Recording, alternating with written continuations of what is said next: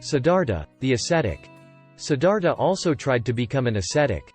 He thought that if he practiced hard enough, he would become enlightened, that is, know the way and be able to overcome suffering. So he found a place at Uruvela near a river and a village, where he could wash and obtain his daily food. There were 5 other men living there, and they became his companions. Like Siddhartha, they also practiced asceticism. Their names were Kondanna, Bhaddiya, Vappa, Mahanama and Assaji. Suffering caused by extreme practice. Siddhartha practiced various forms of asceticism for 6 years. He reduced his eating more and more until he ate nothing at all. He became extremely thin, but still he did not want to give up such practice. One day, while meditating alone, he fainted, exhausted by the ascetic practices. A shepherd boy helped Siddhartha. At that time, a shepherd boy with a goat walked by. He saw Siddhartha and realized that without any food Siddhartha would die very soon. So he quickly fed him some warm goat's milk. Soon Siddhartha regained consciousness and began to feel better. He realized that without the boy's help, he would have died before attaining enlightenment. Sujata makes an offering of rice milk. From then on, Siddhartha began eating normally. Soon his health was completely restored. It was clear to him now that asceticism was not the way to enlightenment. However, his 5 friends continued with their ascetic practices. They thought that Siddhartha had become greedy and so they left him. One morning, a girl named Sujata offered Siddhartha some delicious milk rice porridge and said to him, "May you be successful in obtaining your wishes," making a vow to attain to the truth. On the same day, Siddhartha accepted an offering of straw from a straw peddler, made a seat from it and sat down to meditate under a large Bodhi tree, facing east. He made a promise to himself, "I will not give up until I achieve my goal, until I find a way of freedom from suffering, for myself and all people." Meditating under the Bodhi tree. As he meditated, Siddhartha let go of all outside disturbances, and memories of pleasures from the past. He let go of all worldly thoughts and turned his mind to finding the ultimate truth about life. He asked himself, how does suffering start? How can one be free from suffering? At first many distracting images appeared in his mind. But finally his mind became very calm, like a pond of still water. In the calm of deep meditation, Siddhartha concentrated on how his own life had started. The supreme enlightenment. First, Siddhartha remembered his previous lives. Next, he saw how beings are reborn according to the law of cause and effect, or karma. He saw that good deeds lead the way, from suffering to peace. Then he saw that the origin of suffering is being greedy, which arises from thinking that we are more important than everybody else. Finally, he became completely free from thinking in a way that caused him any suffering. This freedom is called nirvana. So, at the age of 35, Siddhartha became the Buddha, the Supreme Enlightened One. A Brahmin questions the Buddha. After attaining the Supreme Enlightenment, the Buddha remained sitting in the happiness of nirvana for several days. Later, a Brahmin, an upper caste man, came by the tree where the Buddha sat. He greeted the Buddha and asked, "What qualities does one have to be a true Brahmin and a noble person?" The Buddha replied, "The true Brahmin must give up all evil. He must give up all conceit, try to understanding all things and practice pure living. This way he will deserve to be called a Brahmin." The Buddha decides to teach. After a long rest, the Buddha began to plan what to do in the future. He thought, although the Dharma, teaching, is deep and will be difficult for most people to understand, there are some who only have a little craving. Such people may be able to accept the Dharma. They are like the lotuses that extend their stalks from the bottom of the pond up in the air, to receive sunshine. So I should not keep this radiant truth a secret. I should make it known everywhere, so that all people can benefit from it. The Buddha seeks his former companions. Then the Buddha thought, who should I teach first? The person must be interested in the Dharma and quick to understand it. First he thought of his old teachers, Alara Kalama and Uddaka Ramaputta. But they had both died. Then he remembered his 5 ascetic friends, Kondanna, Bhaddiya, Vappa, Mahanama and Assaji. When he found out that they were living at Sarnath, near Varanasi, he left soon afterwards to find them. Meeting up with his 5 companions. At Sarnath, when the 5 ascetics saw the Buddha coming, they decided not even to greet him or talk to him. They still thought that he was greedy and had given up his search for truth. But as he got closer, they realized that he was surrounded by a brilliant light and looked very noble. They were so astonished that they forgot about their previous decision. They greeted him, offered him some water and quickly prepared a seat. The Buddha convinces his companions. After sitting down, the Buddha told them, "Monks, I have realized the truth of the end of suffering, nirvana, and the way to end suffering. If you learn and practice it, you will soon become enlightened. You must take responsibility for working to understand these things." At first, the 5 monks doubted his words and asked him many questions.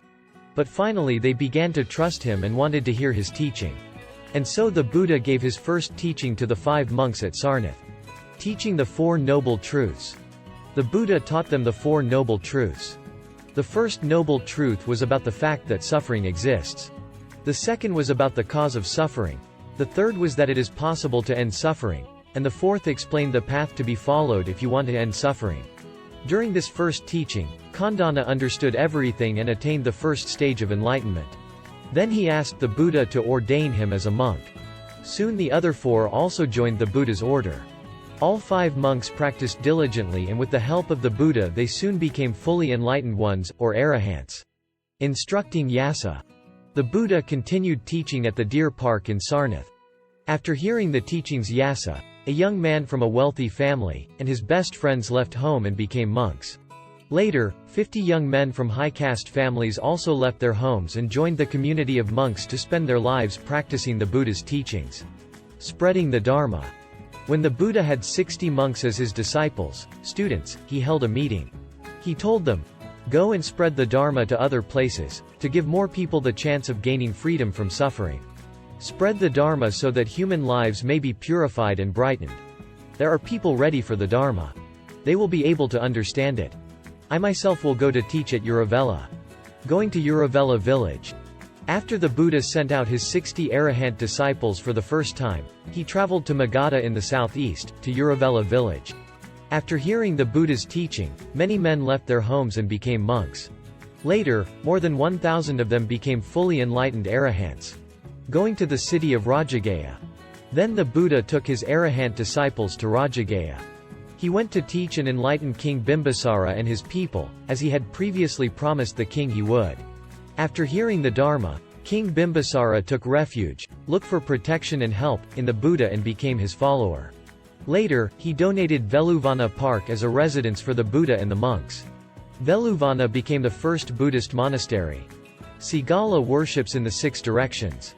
One morning, on his way from Veluvana to beg for his daily alms food, the Buddha came across a young man named Sigala.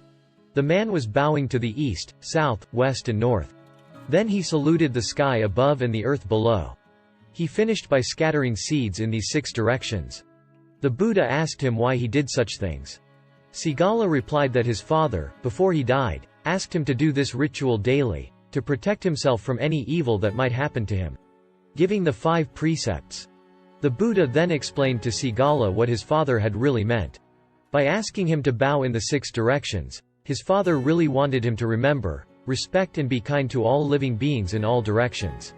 By doing this he would create good karma and he would be protected. Finally, the Buddha instructed Sigala not to kill, steal, be unfaithful to his wife, lie or take intoxicants.